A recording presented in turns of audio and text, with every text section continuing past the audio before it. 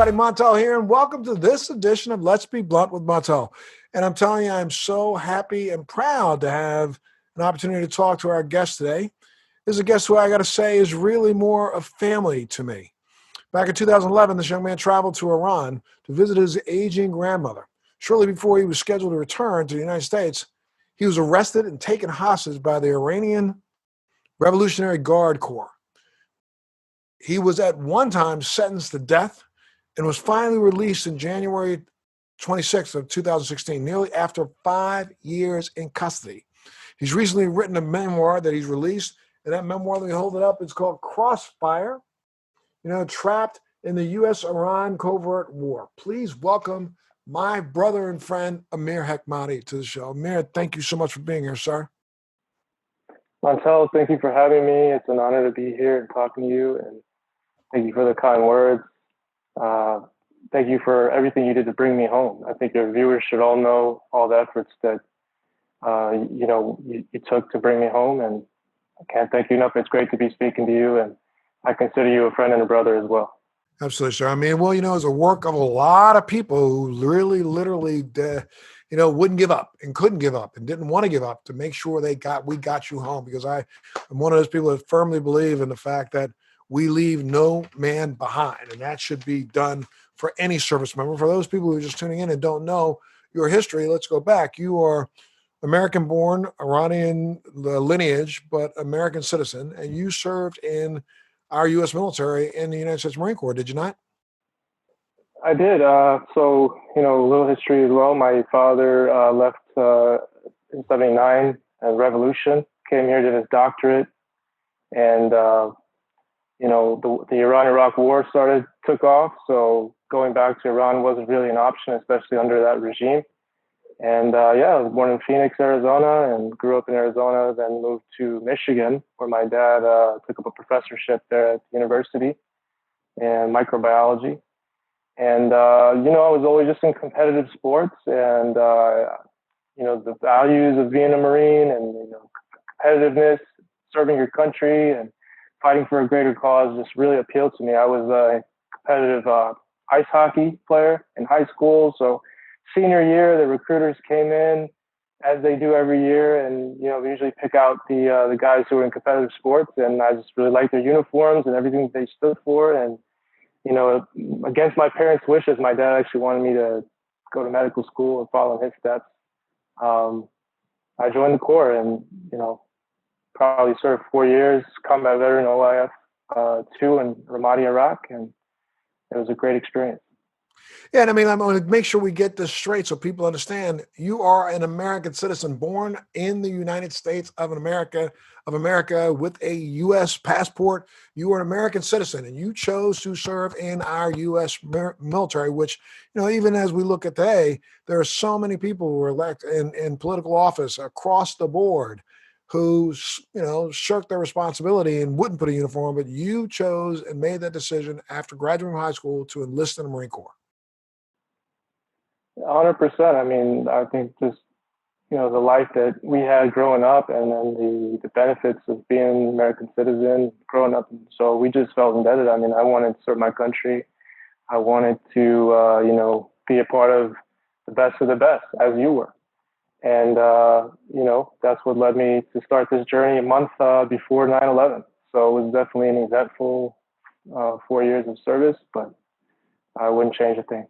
Yeah, let's talk, let's say if you can, without giving out any classified information, let's talk a little bit about your 4 years of service. You were an interpreter for a while, right? Well, so in boot camp, actually, 9/11 happened. So I actually enlisted a month prior, and I remember, the base went on lockdown. We went to, threat level increase, just armed guards everywhere. And they started asking who here speaks a foreign language, specifically Farsi, Arabic, languages that were going to be in high demand. Going forward, I raised my hand and went down and took a test. I had initially signed up to be an infantryman. I wanted to, get the real experience in combat arms, and I enlisted as an 0311 rifleman. Because I spoke Farsi growing up and could read and write, a sergeant major actually convinced me to go to language school in Monterey. They were recruiting. So I went to Defense Language Institute and learned Arabic. I did a 63-week course there. I'd already had, Farsi growing up. And just the requirements for the people with those language abilities was so high. We were going to places like Iraq and Afghanistan without the required, interpreters. So they sent me to there, and then I actually joined School of Infantry, went through combat arms training, and deployed with my unit, 2nd Battalion, 4th Marines, in 2003. And when you deployed to Iraq? I deployed to Al Ramadi, Iraq, 2-4. For those who are not familiar, it's in the Sunni Triangle, about an hour from Fallujah. And it was a Saddam Ba'ath Party stronghold, so there was a lot of activity there. And the population there was not taking our presence very well. So it was definitely, I was only one of 2 interpreters, one of 2 people with language ability who also, had trained as an infantryman and could speak English really well. So I was picked up immediately by the battalion commander.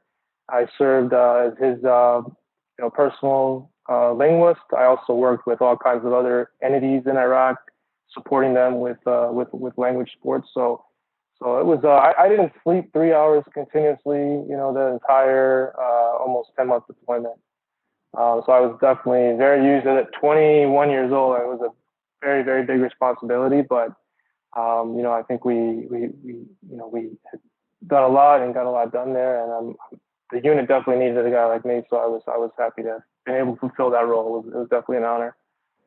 That's so good. That's so good. So then you came back and ended up transitioning out, right? You got out, honorable discharge.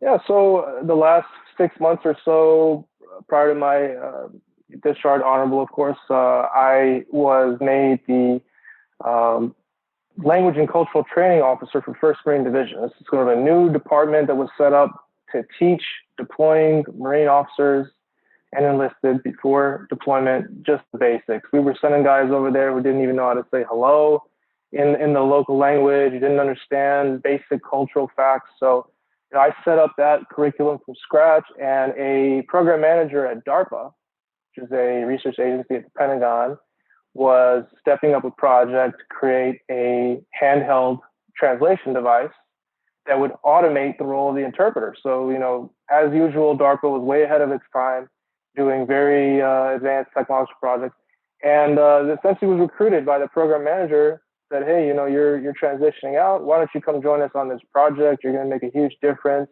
And having been in Iraq and seeing the massive shortage of interpreters, I thought, this is probably the best way I could serve my country, is to get this technology going and get it up and running. So I actually transitioned out and moved right into that role at DARPA for 2 years, probably the best 2 years of my life working there. And that was really post your active duty service. So you spent 2 years working for DARPA and now as a civilian contractor. Correct. Which then takes us, getting us closer and closer to you. Talk a little bit about your relationship with your ancestral family in Iran, because you did at least keep in contact with them before 9/11, would you not? Absolutely. It's a very interesting story. Like I said, my family had grown up, my mother and father had grown up under the Shah of Iran, and life was very good then. They had a lot of good relations with the USA, and my father was in the US at the time, doing his doctorate. And the intention was for him to finish his doctorate and go back and rejoin his family. My mom was actually still in Iran. The relationship with their family was always very close. It was basically torn apart by war and revolution when the regime took over, and then the Iran-Iraq War took place. So my mom and dad decided to stay. My sister and I were born, and Persian grandmothers, like most Middle Eastern grandmothers, are obsessed with their grandchildren, did not have the opportunity to be there when we were born. So it was always, this torn relationship between all my many uncles and aunts, it's not just my grandma, it was my grandfather then, uncles, aunts, cousins, so many relatives who were just so anxious to see their grandchildren and their, cousin, niece, nephew, what have you. And that relationship was just really torn apart and put on hold. My grandmother braved actually this war environment to get, travel to the U.S. several times. When I was a year old, she was there. So she helped my mom raise me and my sister. And then again, there were financial difficulties because the currency, the Iranian currency before the revolution was very strong. After it plummeted.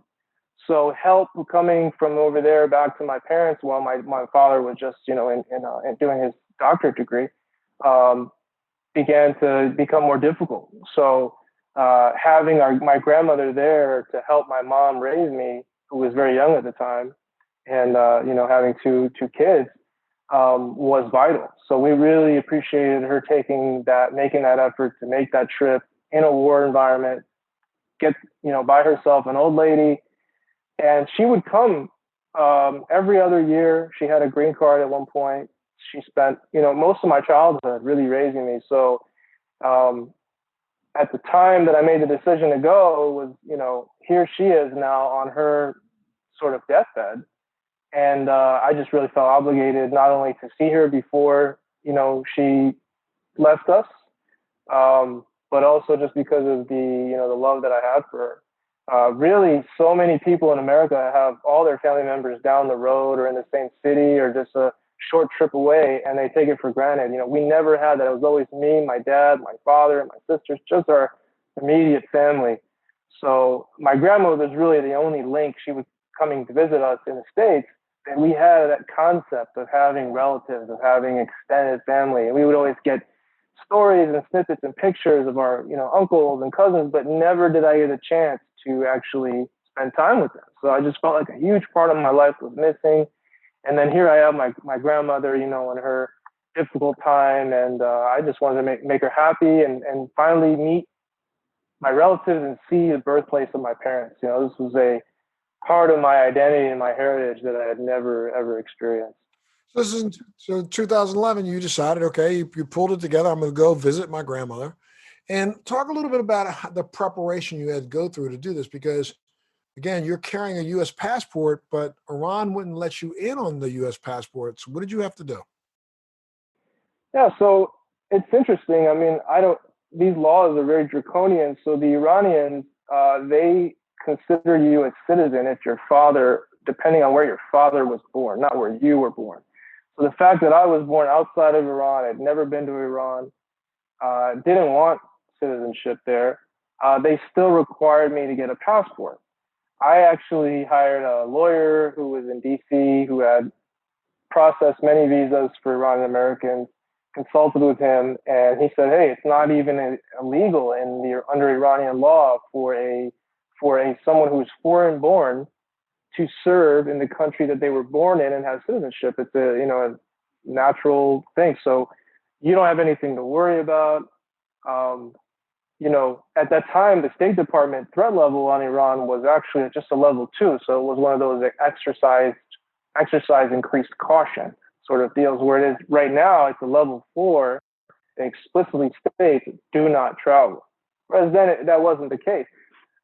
The government there was trying to welcome American-born Iranians, Iranian Americans to come. So there was all kinds of, media, sort of political language coming out of Iran saying, hey, come and see your relatives. There's nothing going on. Don't worry about a thing. So, after a lot of deliberation and consultation with my lawyers, and also my mom and my brother were actually in Iran that summer, a month before I went. And they had a great time. They said, there's nothing here for you to worry about. My relatives said there's nothing here for you to worry about. Again, in 2011, I had gotten out of the Marine Corps in 2005. So my service was 6 years in the past, and it had to do with Iraq, and specifically, a certain part of Iraq. So it had nothing to do with Iran. Nothing I ever did had anything to do with Iran. So after this deliberation, speaking with the lawyer and getting, consulting with others, I made the decision to go. I arrived and, for the first 3 weeks, there was no issues. I had great times, got to see all my relatives. But you remember when you in your book, and I'll go back and forth to your book a little bit. You said something in your book about when you were walking through customs, something did kind of just light bulb for half a second and went back out. What was that light bulb for half a second? I don't want you to give up too much because I want people to buy the book and read it and go through it. And I tell you, it's a really, really, really wonderful read. Very, very quick read. Really, really good. Well done. Thank you so much for what you've done and shared. And I'm hoping I'm going to help you as much as I can to see if we can get this turned into a movie because I think it should be. No ifs, ands, or buts. However, but that light bulb went off. What was that light bulb? When you went up and interacted with the customs guy the first time? Yeah, so, this very heavy-set, bearded guy was reading passports. As soon as he saw the one that, my Iranian passport, which I was forced to take, said issued in the US. So that caught his attention. He looked up for a moment, asked me where it was issued, and then I told him USA. He stamped it. I went in. Then I was on my way out, about to head out of the doors, meet with family. And right when I'm about to get out, all of a sudden, a guy in a coat, a suit type deal comes in and says, "Hey, hold on a second. We need you to go over here." And it was, basically telling me in a way. He didn't show any ID, so it was a tense situation. Takes me over, just goes through all my things, asks me a few questions, how long are you here for, where are you going, that sort of thing, and send me on my way. I mean, initially it was a little nerve wracking, and I was concerned, but once I got out of there and I was on my way, it was an afterthought. And for the next 3 weeks, I was with all my relatives. I have just an amazing family there, so many uncles, cousins, and it's just the first time feeling like, hey, I'm not alone. And I got all these family members. It's a great feeling. And so for 3 weeks that went on, I got to meet my grandmother, my grandfather, my uncles, cousins, aunts, see all types of attractions and Tehran. I mean, Iran is a beautiful country, so it was an amazing trip until the third week. I was supposed to come back, and things got out of control.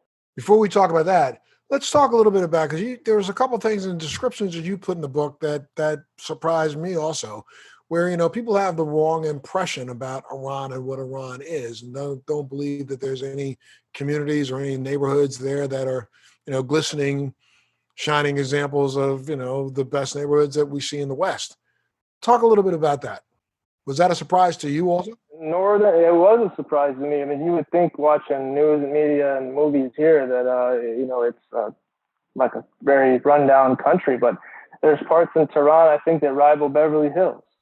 There's a lot of old money there and a lot of wealthy people, some of this regime, some from the prior regime, and some of these houses are built inside of mountains and just sprawling, decadent estates. So I was really surprised to see. I mean, I felt like I was in, some upper class place of area of Los Angeles, for example. At some points, restaurants. I mean, it's a great time. People are very sophisticated in certain parts of Tehran. They know how to have a good time. You would think that it's some very conservative Islamic country. I witnessed, parties and people having a good time that would rival, say, LA or Miami. I mean, they do everything. There's all kinds of things to do there. There's a sprawling and very vibrant culture that is not often talked about, and it should be. And I hope that it gets to that again at one point where people can enjoy themselves freely. Well, I think I have a weird feeling that the way the world is changing right now, we will see that kind of change in the next 5 years or so. I don't think that you can't stop the movement of today's youth, and I think that that's where the difference is going to come in. Let me read a little something here. This is out of chapter 3. Beginning of chapter 3, it says, "It was just after 11 a.m. on August 29th, 2011. It had rained the night before. I was staying in a second apartment my uncle owned in, if I'm saying this right, Farmania. Is that right? Armenia, yeah. Farmania neighborhood. My family had arranged for me for my stay. while in Iran. I had just finished a little breakfast and decided to drink some tea and watch the news, and I was startled by a knock on the door. Since no visitors were expected that day, I went to the door and looked at the security camera monitor on the buzzer phone, which is common in Iran, and saw no one. So I opened the door to check the hallway, and from around the corner, outside of the camera view, three men, without showing ID, they asked to come into the house. But this was not a request, this was a demand. As they stepped into the home, they are courteous but firm. Two men stand by the door, earpieces on, and the side of their suits were bulging out. They are the muscle. The third man, slightly older, started pacing the home, making small talk. And since the two at the door were surveilling the home, I noticed the two at the door were surveilling the home. What went through your mind right that second, Amir? It was shock, but they were very calm, so I was calm, but just confusion, shock. I first time in Iran. My Farsi was good, but it wasn't great, and it was just abrupt. I had no idea what was going on. They just asked me, a few questions, and then said, "Hey, we're from the passport department. We have a few questions for you, and you need to come down." I asked if I called somebody, and they said, "No, no, no." So it was a way where it was very, how can we get this guy to be comfortable, but let him know that this is not voluntary. Wow. All right, look, I'm going to stop right there for just a second. I got to take a break and pay some bills. Let me take a little break. And you've been listening to Amir Hekmati here on Let's Be Blunt with Montel. And again, the book is called Crossfire, Trapped in the US-Iran Covert War. And I'm going to tell you, if you can go out and get a copy of this, you should go out and get a copy of this and really do a hard read. This is really a wonderful read of a book. And it'll tell you the perseverance of probably one of our bravest Marines in the last 20 years, I think. We take a little break, pay some bills. We'll be back right after this. And welcome back to Let's Be Blunt with Montel. And I want to thank you so much for joining us today. Our guest today is Amir Hekmati, who, for a lot of you who don't know, is probably one of the longest or the longest held American hostage in a foreign prison in our history that got out alive. I will say it that way. I was very blessed to have worked on a case right before you, Amir. And I should say welcome again to Let's Be Blunt. But I was very fortunate to have worked with helping Sergeant Tamarisi, who was a Marine who was held in Mexico and confined there for several months for making a mistake, crossing the border with some weapons in his car. And I worked very closely with then Governor Richardson to help extricate him and help see if we could put any pressure we could put on to help get him out. And it was literally when I was on an airplane flying from, this side of the Mexico border back, I think we were flying to Florida on Governor Richardson's plane, that someone asked me, "Have you heard about Amir Hekmati?" And I went, "No, who's Amir Hekmati?" And they said, "Well, he's another Marine that's being held in Iran." I went, "Are you kidding me? Well, what's our State Department doing?" And at the time, I was told, "Well, they're not answering any of our questions, but they're really not doing that much." And I vowed right then to get involved in your, debacle. I mean, this is really back January 9th, I think. In early January, we got involved. No, I'm sorry, I got involved in November of 2014, and really, tried my best to put as much pressure on everyone and anyone that I could get pressure on to say, we are not leaving this guy behind. Stop this madness. So again, thank you for being here. And we just talked before the break about that knock on the door and your shock. But now after what, about a half hour, 40-minute conversation, you realize that they wanted you to go somewhere with them, did they not? Yeah, they did. And before I get into that, I just want to segue on what you had just mentioned. And I want to let you and your viewers know that as much as our government wants to bring our citizens home, including myself when I was there, had it not been for, making it important, unfortunately, these are politicians, making it important for them, efforts by yourself and others to get this to the level. It wasn't just me. There was a Christian pastor, there was a journalist, and had people like you not intervened and got it to the level to make it important enough, for our government, I don't know that we would have been successful. And I had a death sentence originally, and then a 10-year sentence. So I could potentially still have been there. So I just want to say thank you again. And then to all your viewers, I know a lot of them had voiced their support as well. So making it important for decision makers in our country is essential, and that's definitely something that you helped with. As your question, regarding the initial arrest, yeah, I mean it was abrupt. It was under false pretenses. They just came in, apparently had been alerted to me or watching me, and came in, made the decision to tell me that I was come down for a passport issue, and unfortunately, I would never make it back. Now, I don't have any documents to prove this, but around the same time as this had happened, a Iranian national in the United States, a man by the name of Mansour Arbab-Siar, who was indicted and arrested and convicted for a plot to assassinate the Saudi ambassador to the USA in Washington, D.C., he was arrested, indicted, and it was put all over the U.S. and international media. And, I think that sanctions were taken out on Iran. So it was definitely interesting, the timing of how that took place, where an arrest was made in the United States and an arrest was made in Iran. Now, I don't have proof that the two were linked. His family did start calling my family shortly after, saying, hey, your family needs to go and lobby the U.S. government. We need to make a deal. Mansour for Amir. And I think that nobody was really entertaining that proposition because the man was, indicted for assassination, whereas, I was picked up for no other reason than extortion. But, it's just interesting how those two coincided. But yeah, I was picked up, taken down to an office, and, it got difficult from there. Yeah, and let's talk about how difficult it got from there, because at one point, then when they first picked you up, they took you down, put a blindfold on you, put you in a truck that had, curtains on the windows, and all you could see out of it was the front. And one of the signs that you saw was that they were taking you to Evin prison, correct? Correct. Well, I heard of Evin prison in the news. There was actually 3 American hikers who had been held there, so the name is infamous. I had no idea I was being taken there.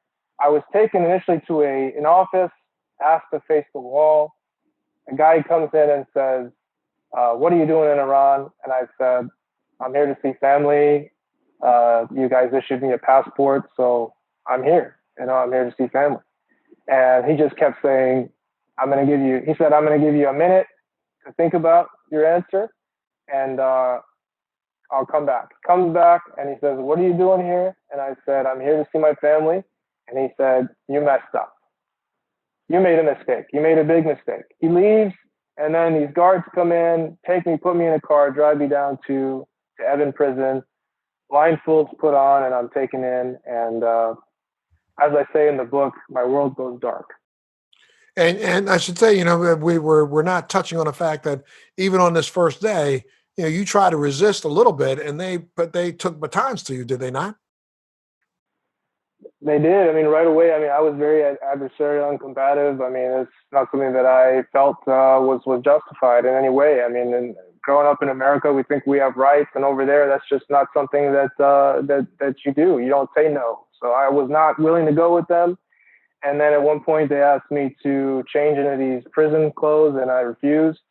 And after several refusals and warnings and threats, unfortunately, they came at me with batons, and that wasn't fun. But one, it would be the first of several incidents involving batons. But yeah, eventually you just realize that, hey, this is against your will. You're taken hostage. You are a hostage, and there's only so much you can resist, and you start to worry about your health. So put into the prison clothes and put into a solitary confinement cell. Well, I mean, I want to take you back, and I'm sorry if I do this. I'm taking you back, and I know, you know, this has caused issues for you, and I'm not trying to cause any additional issues for you, but put yourself for a second in that mindset of that first day when they take you in that prison. They tell you to take your clothes off, squat, inspect you, and hand you these prison clothes. Open up this door and describe the cell, because they open up this door to a cell that's maybe no more than about 3 meters across total, and push you in, slam the door, and don't say anything. So, I mean, if anybody who's listening to this, you understand what that would be like for you if somebody walked into your apartment, into your house, into your living room, just took you out of your home, put you in a van, covered your eyes, drive you up to a place, and I don't care if they drive you up to Rockaway, or drive you up to one of our most notorious prisons here in the United States, open up the door, walk you through. Nobody's talking to you. They've hit you 5 or 6 times in the back of your legs, in the back of your thighs and your kidneys with some batons, and then open up a door, push you in, pull the door shut. Boom, it's shut. I'm sitting there thinking to myself, what would I do? What would my brain do? How would I process that information? How did you process that, Amir? Yeah, you're like me. I mean, it's horrible. It's humiliating at first. It's shock. Here I am, first time in this country as a guest. I've done nothing.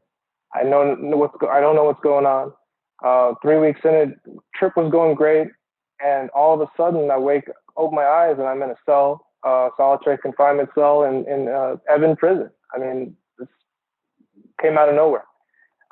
But that ties in sort of later on, you see like this is all a strategy to break the person down and get them to cooperate with a propaganda piece as part of an ongoing hostage-taking campaign that really starts in 1979 with the U.S. Embassy. This is something that they have perfected, and they're continuing to do as we speak right now. There's a dozen or so Americans, British, Australian citizens who unfortunately are still rotting away in prison. So this is an ongoing enterprise of them. It's like similar to something that you think that a mafia or a cartel would do, but this is a government sanctioned initiative. And you know this very well. You just helped Michael White, who was also a fellow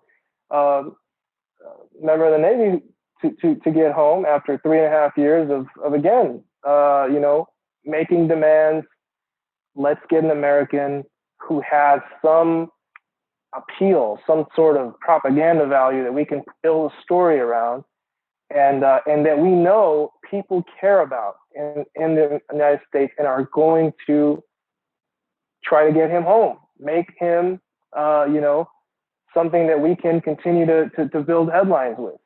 So that's really the intent, and this is all from the beginning is just a method to kind of get there and coming in unannounced, not telling me what's going on, hitting me with batons, putting me in solitary confinement with a light on, 24 hours a day, and a whole host of other horrible things is all part of that process.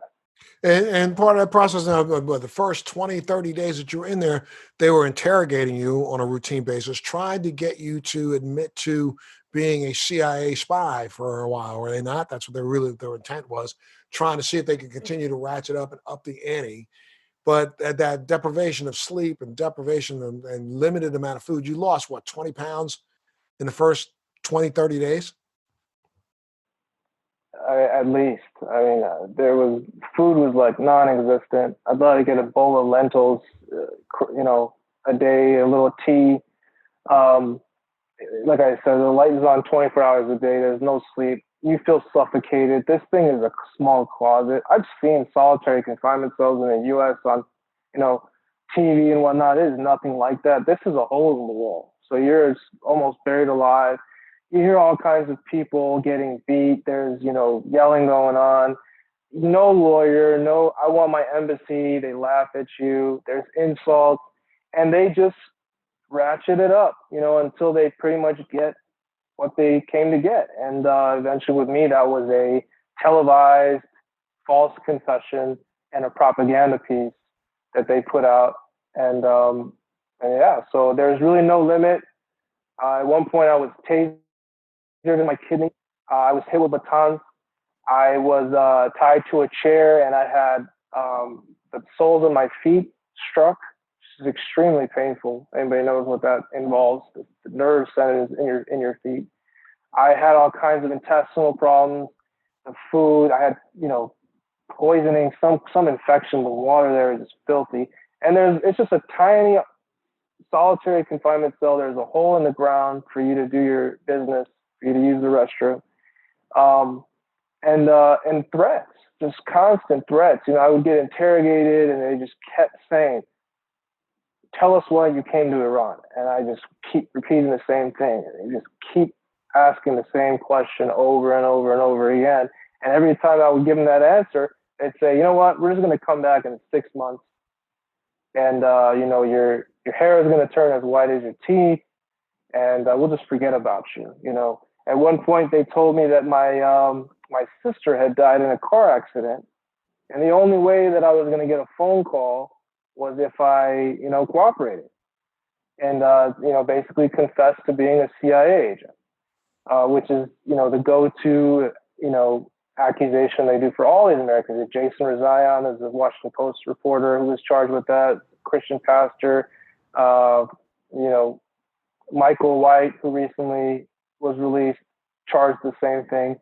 It's just this ongoing charade, that unfortunately has continued on and on. And, I was a victim of that. I was fortunate to go to Geneva with your family during the nuclear arms talk, and we had an opportunity to go by the Iranian embassy there in Switzerland. I was in Switzerland, and went by the embassy there, and I literally pulled a fast one by banging on the door for like 20 minutes straight.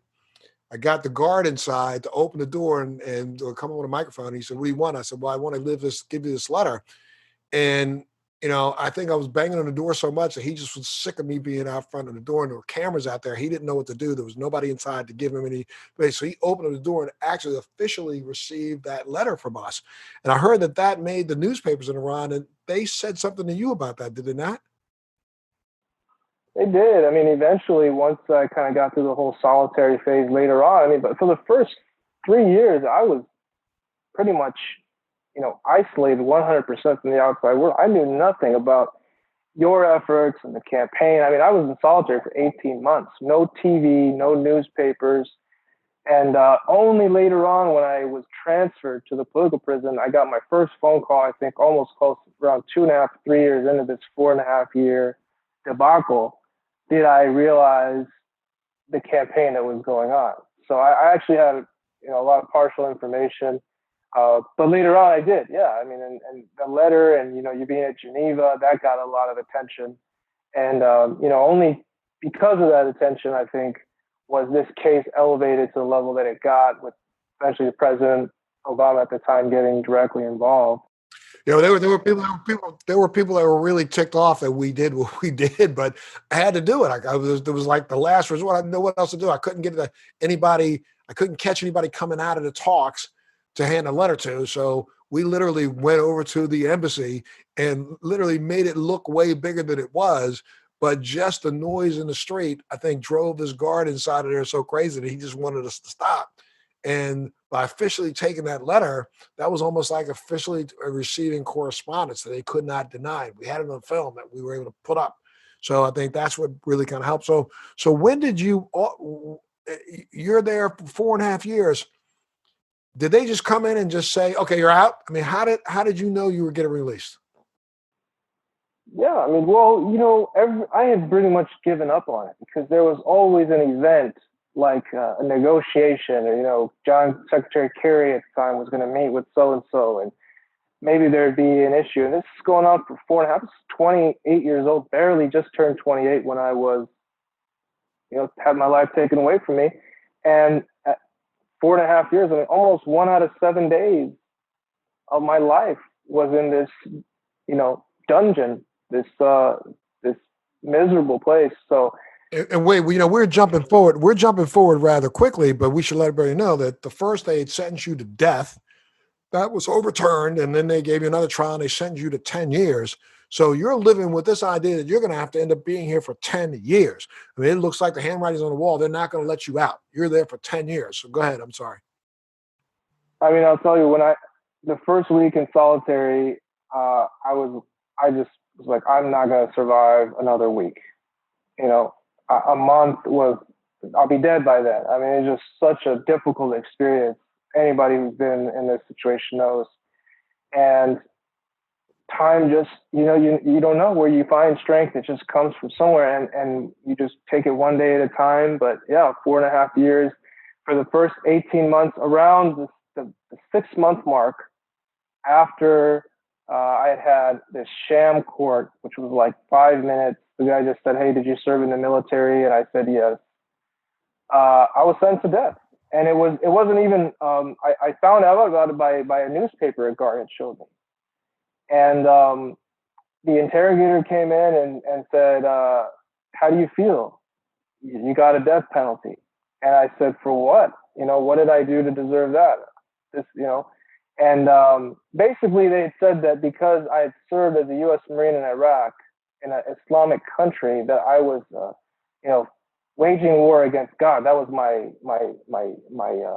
crime, so to speak, and that warranted death. But earlier, when I had talked to that lawyer, he said, going to Iran as a former member of the U.S. military is not a crime. I've processed visas for many people who've done so. So, it just really was an excuse. But yeah, they had initially sentenced me to death. I was sitting in solitary at the time. I kept thinking about, man, I'm going to be hung. That's how they do it. So, it was extremely difficult. It was always in the back of my mind. Every time they'd open the door, I think this is it. So it was definitely very traumatic. Then about 6 months after that, a year into this, it got broken down to 10 years. And at first it was a relief because I'm no longer being executed. There's still hope. But then the 10 years sunk in, and I said, wow, that's a really long time, obviously.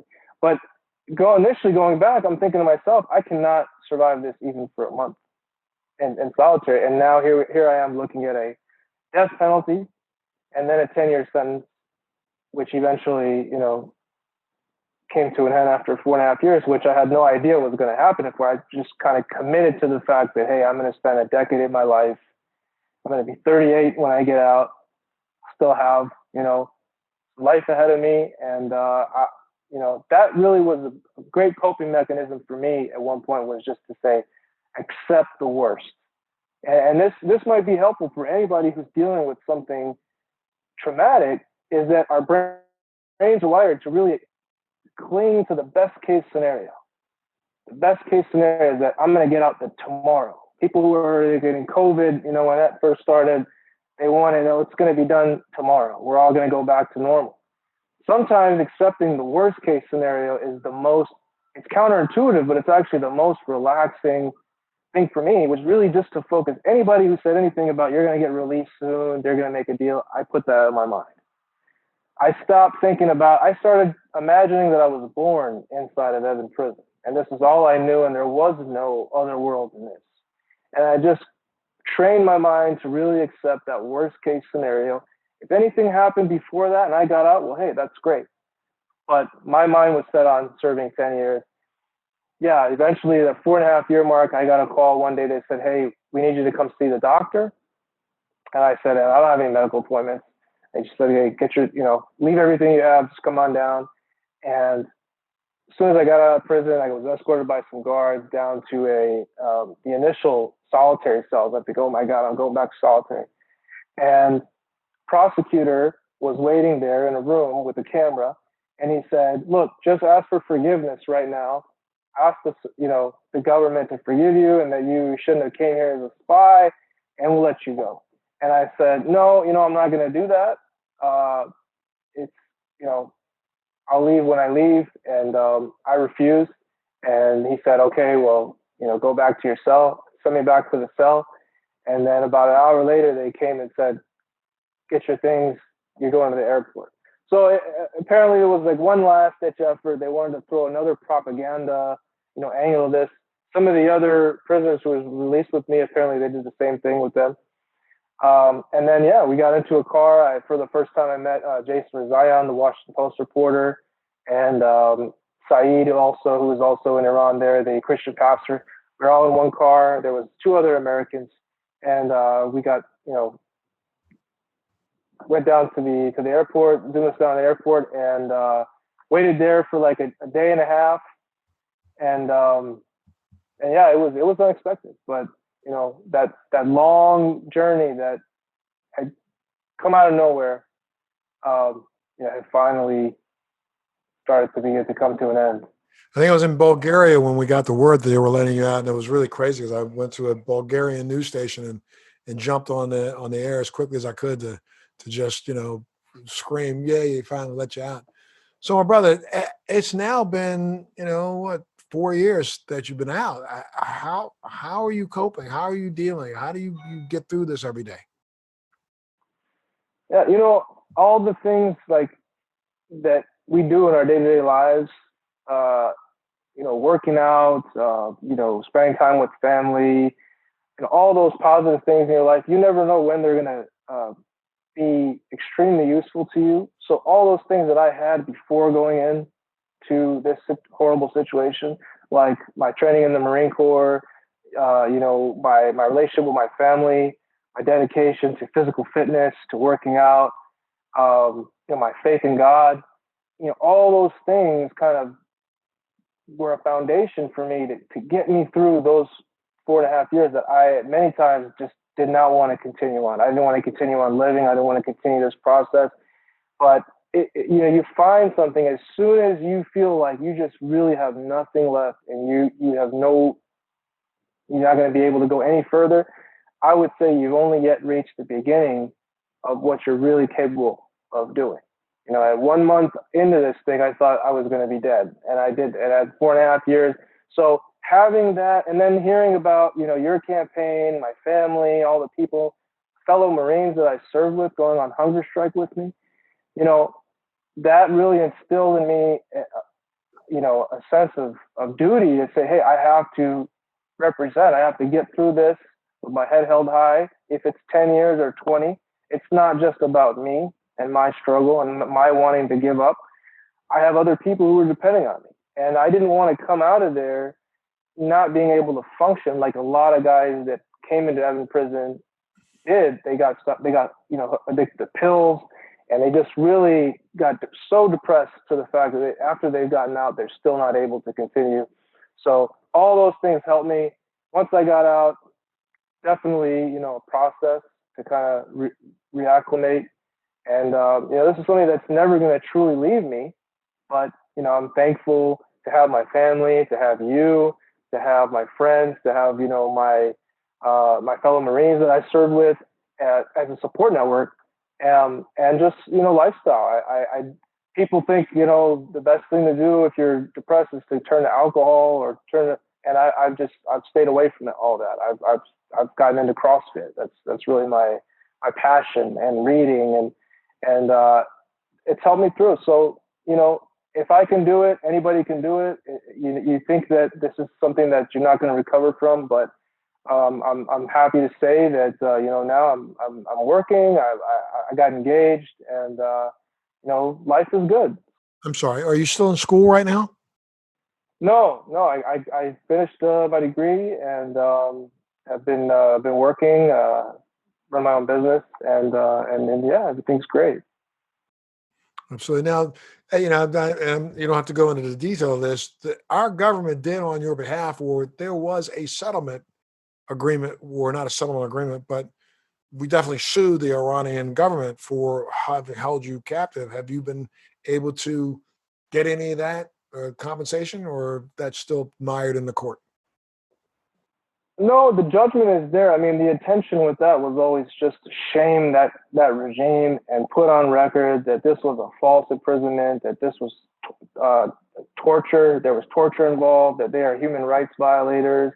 Unfortunately, it's very difficult to collect on these sorts of judgments, but I was successful. The court awarded me a $63.5 million judgment. And, who knows, maybe one day Iran will be held accountable and have to pay up for that. I'm not alone. There's billions and billions of dollars in judgments against the regime there. But it was more about just going on record and shaming them and doing what I can to put the word out that they are indeed human rights violators. I was in prison with web bloggers, with social activists, people there who really are just asking for more transparency, asking for less corruption, asking for their rights. And I wanted that to be in the record. And that's part of the intent behind that. I was also in prison with people who were career spies. They worked for the CIA, they had worked for the Mossad, they had done all kinds of things against the regime.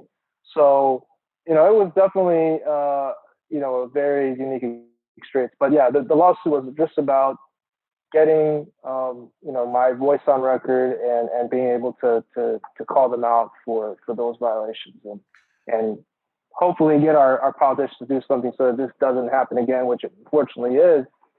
So. Well, how would you say, would you say you're doing well now? You're doing okay. You're hanging in there. You're going to do it every day. And then how about, again, I'm sure that when, some nights when it's dark and quiet, this creeps back in. It could not creep back in.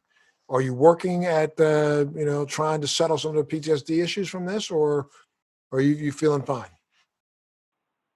It's, we are defined by not the good things that happen to us, the easy things, the fun things. We're defined by the difficulties. So this is one part of my life that I've accepted that has benefited me and shaped me in many ways. Is it hard? Yes. Am I angry? It's anger because you're getting something taken away from you. Imagine being in a dirty cell, not being able to have your everyday freedoms for no reason at all. There's been Americans who have done decades in prison and they're just now realizing that they are innocent through DNA testing and what have you. So yes, those things like anger, but I'm thankful. I'm grateful that I came back. I'm healthy, and there's always a positive way to look at things. I've learned a lot about who I am myself. I've gotten a lot stronger mentally. So there's been a lot of good that's come out of this. My faith has increased, and this is part of life. I could have gone through my whole life and had nothing bad happen to me, but I wouldn't have learned the lessons that I learned. At the same time, it can always be worse. There's people who have terminal diseases at my age. There's people Marines that I served with at 21 years old in Ramadi, Iraq, who didn't make it home, or who did make it home but don't have legs. So I have all my limbs. I'm home. Anybody who's dealing with any sort of difficulty, know that you can do it. That's not the end of the world. And we're all going to die someday. This life is finite, and it's not about where we end up, in my view. It's about the journey and who we become, the record, the memory. And I talk about this in the last part of my book. Is really the reason why I wrote this book was to fill the gaps for people who fought for me, so they know what I went through, but also really just to give that inspiration. These lessons that I learned shouldn't die with me. If there's any good that's going to come out, maybe that's the wisdom behind this, is that some people can read this, some people can look. I had Marines who have PTSD come to me and say, Amir, how are you still, I'm here and I'm not able to continue on because of PTSD from combat, but you did combat and you did had this imprisonment. And it inspired them. And many of them are doing better because of that. And I work with them and I'm talking with them. And, so maybe this is a blessing in disguise. You have to stay positive and look at the good. And I'm just blessed. I'm blessed and grateful that I'm home. I'm able to continue on my life. Many others are not. And I have to be grateful. Well, again, I'm going to tell everybody that the book is called Crossfire. And again, Trapped in the US-Iran Covert War. You got to go out and get a copy of this today. Amir, we're out of time, my brother, but I got to thank you so much for being here. I'm also, when we get off, I'm going to give you some information about a very interesting protocol that's just really right now starting to make its rounds, and it's going to, I think, be one of the most, it's got right now a 90% efficacy rate in curing and ending PTSD. 90%. It's one of the most efficacious programs there is in the world. No drugs.